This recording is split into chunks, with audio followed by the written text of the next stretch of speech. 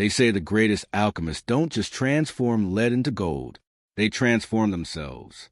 But for young Kaelen, the only prize that mattered was a legend, a potion so complex, so rare, it promised instant fame to anyone who could master it. While his village bustled with life, Kaelen lived in a world of dust and dreams.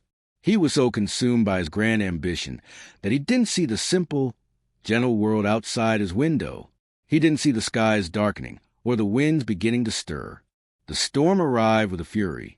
The very earth seemed to turn against him, and the lifeline to the village, an old wooden bridge, gave way with a mighty groan. The villagers were stranded, and a shadow of despair fell over the valley. Yet in his lab, Kaelen's only storm was his own frustration. He was on the verge of his greatest breakthrough.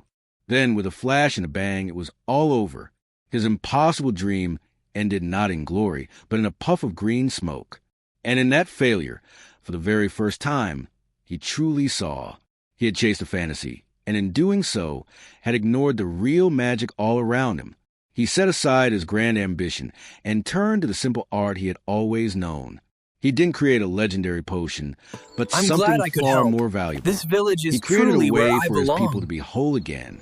The world never knew his name for the potion he never made, but the villagers knew his heart for the kindness he had given. And Kaelen learned that the most powerful alchemy of all is turning your gift into a service for others.